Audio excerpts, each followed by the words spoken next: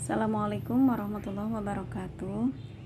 Saya Lilia Fitriati dari RPLPG PAUD 2021. Hari ini akan mempresentasikan mata kuliah Sosiologi Antropologi dengan judul Pendekatan dan Teori Sosiologi Antropologi Pendidikan. Sosiologi Antropologi Pendidikan. Sosiologi merupakan ilmu pengetahuan yang memfokuskan kajiannya pada relasi dalam masyarakat. Sedangkan antropologi merupakan suatu ilmu yang memahami sifat-sifat semua jenis manusia secara lebih banyak.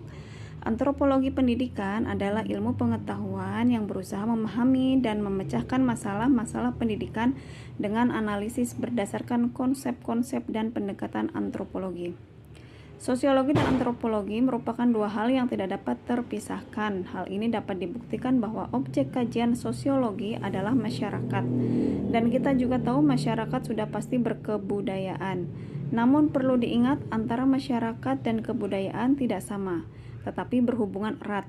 Dalam hal ini, masyarakat menjadi kajian pokok sosiologi dan kebudayaan menjadi kajian pokok antropologi. B. Teori pendekatan sosiologi pendidikan. Menurut Perelius 1978, terdapat dua paradigma konseptual yang masing-masing memiliki ciri-ciri yang kontras dan telah banyak digunakan ahli sosiologi of education. Para pengikut dari kedua pemikiran tersebut telah mengakui keunggulan masing-masing paradigma dan keduanya memiliki kontribusi yang berarti dan penting bagi perkembangan pendekatan sosiologi dalam membahas pendidikan. Paradigma tersebut merujuk kepada teori konsensus dan teori konflik. Secara histori, pendekatan konsensus sangat dominan dan tidak hanya digunakan pada studi sosiologi untuk aspek-aspek sosial lainnya. Belantin menambahkan satu jenis pendekatan teori dari pendapat Perelius. Ia mengungkapkan dalam tulisannya bahwa minimal 3 teori penting yang populer digunakan di lingkungan ahli sosiologi pendidikan. Teori pertama dan kedua digunakan di lingkungan ahli sosiologi pendidikan. Teori pertama dan kedua memfokuskan pada perbedaan pandangan dalam membahas cara masyarakat melahirkan tingkah laku. Sedangkan teori ketiga berkaitan dengan interaksi dalam situasi sosial tertentu. Ketiga teori ini memiliki tingkat analisis yang berbeda. Belantin menyebutnya dengan teori fungsional, konflik, dan interaksi. Teori fungsional dan konflik memiliki tingkat analisis makrokosmik yang membahas relasi sosial dan kultur sekolah dalam konteks sistem sosial dan kultural pada masyarakat luas. Sedangkan teori interaksi memusatkan pada tingkat analisis skala kecil tentang interaksi di antara individu dalam kelompok kecil.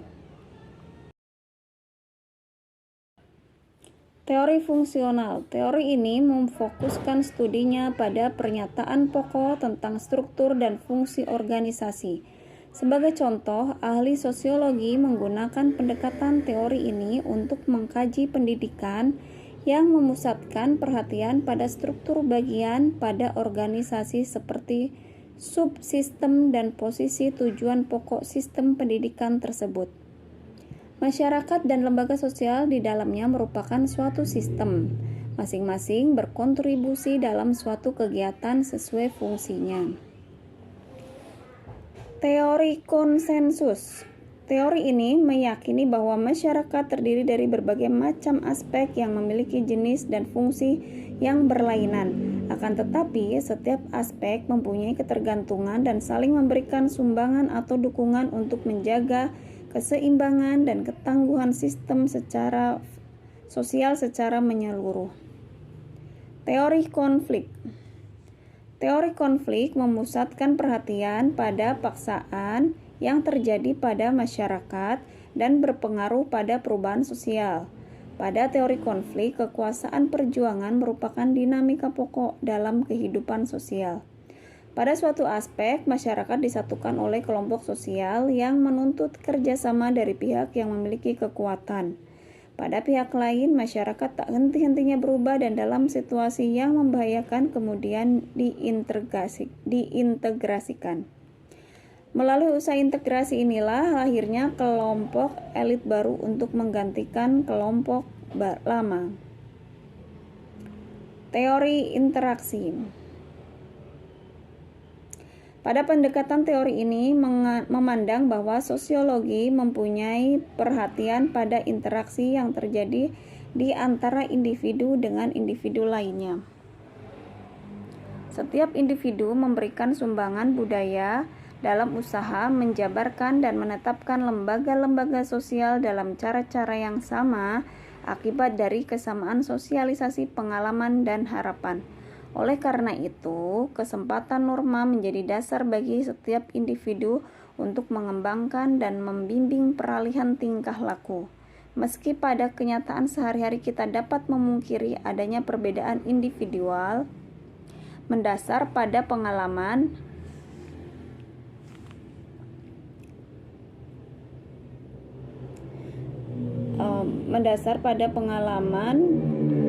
kelas sosial dan status. Teori-teori pendekatan antropologi pendidikan. Pendekatan dan teori antropologi pendidikan dapat dilihat dari dua kategori, di antaranya: 1. Pendekatan teori antropologi pendidikan yang bersumber dari antropologi budaya yang ditujukan bagi perubahan sosial budaya. Pendekatan teori pendidikan yang bersumber dari filsafat. Teori antropologi pendidikan yang diorientasikan pada perubahan sosial budaya dikategorikan menjadi 4 orientasi, yakni 1. Orientasi teoritik yang fokus perhatiannya diarahkan pada keseimbangan budaya secara tatis. Teori ini merupakan bagian dari teori-teori evolusi dan sejarah. Orientasi teori yang memandang adanya keseimbangan budaya secara dinamis. Teori ini menjadi penyempurna teori sebelumnya, yakni orientasi adaptasi dan teknoekonomi yang menjadi andalannya. 3. Orientasi teori yang melihat adanya pertentangan budaya yang statis di mana sumber teori daring dan rumpun teori struktural. Orientasi teori yang bermuatan pertentangan budaya yang bersifat global dibangun atas gejala independensi antar negara di mana teori multikultural masuk di dalamnya. Kelompok teori yang memandang perubahan budaya dipandang dalam 3 teori, yakni fungsional, evolusionisme, dan sejarah.